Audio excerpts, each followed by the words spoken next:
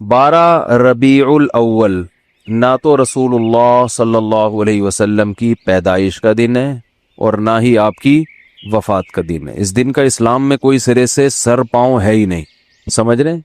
कुछ भी नहीं है ये। क्यों नहीं है? इतने लोग मनाते हैं, इतने लोग करते हैं। लोगों के मनाने पर गवर्नमेंट की तरफ से कोई पाबंदी नहीं है, इसलिए मनाते हैं लोग। इतने सारे उलमा की तकरीरें आती हैं इस दिन की फजीलत पर, तो वो इसलिए आती हैं कि तकरीरों पर भी गवर्नमेंट की तरफ से कोई पाबंदी, बोलो भाई, नहीं है। तो लोग देखते हैं गवर्नमेंट की तरफ से पाबंदी है या नहीं है, इसको फोकस करते हैं। शरीयत क्या कहती है ये तो वही फॉलो करेगा ना जो शरीयत को फॉलो कर रहा हो, जो देखता हो कि कुरान और सुन्नत क्या कहते हैं। आइम्मा मुज्तहिदीन जिनकी कुरान और सुन्नत पे गहरी गिरफ्त थी, वो क्या कहते हैं? वो अखपल तरीके से इस्लाम को पेश, बोलो भाई, नहीं करेगा। अखपल तरीका नहीं चलता। आज बहुत से मामलात में पता ही नहीं चल रहा है कि इनका लाइफ स्टाइल या इनका मजहब है क्या।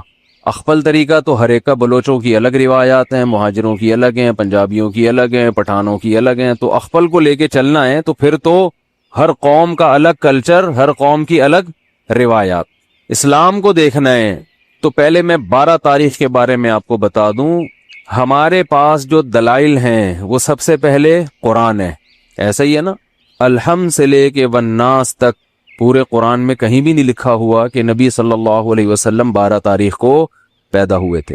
आप कह सकते हैं तो बहुत सी चीजें नहीं लिखी, तो चलो जो नहीं लिखी वो फिर हदीस में आती हैं। अहादीस हम देखते हैं तो कोई एक सही रिवायत भी, सही हदीस भी इस बारे में नहीं है कि आप सल्लल्लाहु अलैहि वसल्लम 12 रबीउल अव्वल को पैदा हुए। आपको मालूम है आजकल अंग्रेजी तारीखों से अरबी तारीख और अरबी से अंग्रेजी निकालना आसान है या नहीं?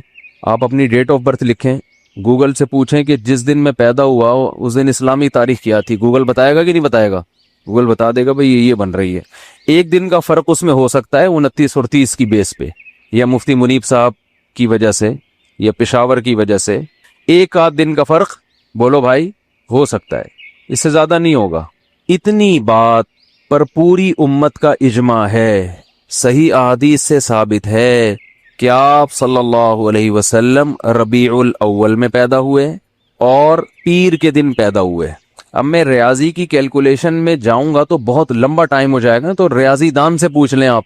तो जिस साल आप सल्लल्लाहु अलैहि वसल्लम की पैदाइश हुई वो आपकी वफात से 63 साल पहले था। राजे कौल के मुताबिक 63 साल की उम्र में आप सल्लल्लाहु अलैहि वसल्लम का इंतकाल हुआ। और उससे पिछले साल आपने जो हज किया वो हज जुमे का दिन था, तो जुमे के दिन 9 जिलहिज्जा। और उससे अगले साल आप सल्लल्लाहु अलैहि वसल्लम की वफात हुई रबीउल अव्वल में। तो कैलकुलेशन करना आसान हो गया कि नहीं हो गया? तो कैलकुलेट करके देखेंगे और 62 साल पीछे जाएंगे तो कैलकुलेशन के हिसाब से 12 तारीख पीर के दिन, बोलो भाई, नहीं बैठ रही। लेकिन चलो कोई रियाजीदान खींचतान के कुछ 62 को 63 कर दे, 63 को 64 कर दे, कुछ कर करा के चलो फर्ज कर लो कि भाई इम्कान था। तो हम तो सबसे पहले किसी भी वाकया के लिए मुअर्रिखीन को फोकस करते हैं या हदीस को। हिस्ट्री से जिस चीज का ताल्लुक है वो या तो हदीस में होगी या तारीख दान बयान करेंगे।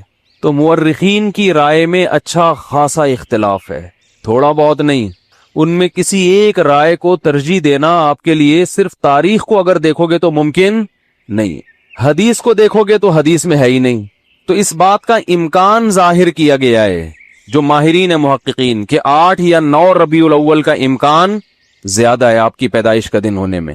तो वैसे भी एक बात जहन में रखें कि इस्लामी तारीख में जो बहुत अहम तरीन वाकयात होते हैं जिनका हमारी प्रैक्टिकल लाइफ से ताल्लुक हो, दो चीजें हों, वाकया अहम और हमारी अमली जिंदगी से ताल्लुक, तो ऐसे वाकये की तारीख याद रखना ये इस्लाम की जिम्मेदारी है।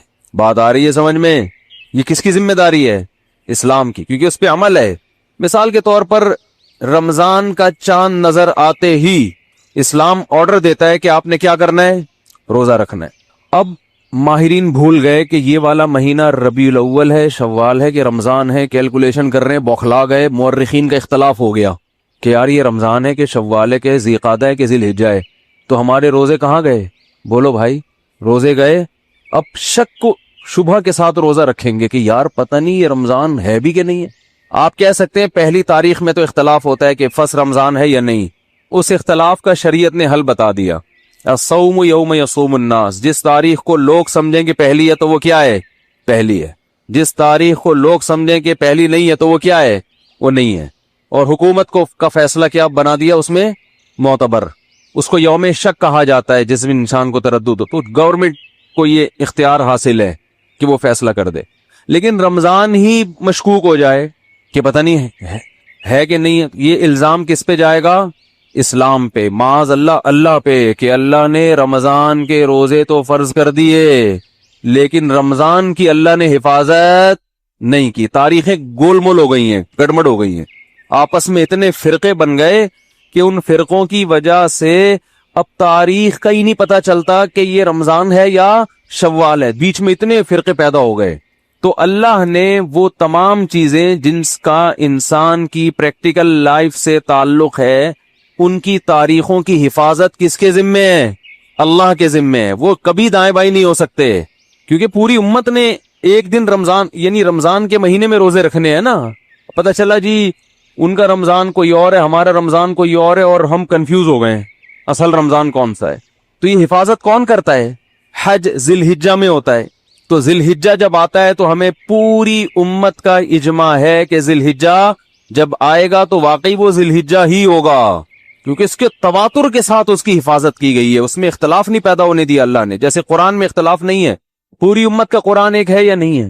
گرین کیا وائٹ کیا، زور سے آمین، آہستہ آمین، جتنا بھی لبرل ہوگا بولے گا قرآن یہی ہے. کیونکہ اسی میں اختلاف ڈل جاتا تو پھر ایک عامی آدمی کہتا ہے اللہ مجھے کیا پتا چلے گا کہ تو نے قرآن میں نظر کی حفاظت کا حکم دیا یا نظر اٹھانے کا، کیونکہ اس کے پاس جو قرآن ہے اس میں کچھ اور لکھا ہوا ہے، ادھر کچھ اور لکھا ہوا ہے، پتہ ہی نہیں چلتا. تو پھر یہ اسلام میں ایک فالٹ ہونے کی علامت ہوتی معاذ اللہ کہ یہ فالٹ کس کا ہے؟ بولو بھائی، معاذ اللہ یہ پھر اسلام کا فالٹ ہوتا کہ اس کو پتہ ہی نہیں ہے. عید الفطر کے دن کچھ احکامات ہیں. کیا ہے؟ روزہ رکھنے کی آپ کو اجازت نہیں ہے. ایک دن اسلامی تاریخ میں ایسا بھی آتا ہے، اس دن آپ کو غسل کرنا ہے. جو پورے سال نہیں نہائے ہوتے وہ سروس کرواتے ہیں اپنی. اس دن آپ نے مسجد میں آنا ہے، تکبیر کہنی ہے، 2 رکعت پڑھنے ہیں، شکرانے، عید مبارک. تو وہ پوری امت کا اجماع ہے کہ وہ کون سی شوال ہے؟ فرسٹ.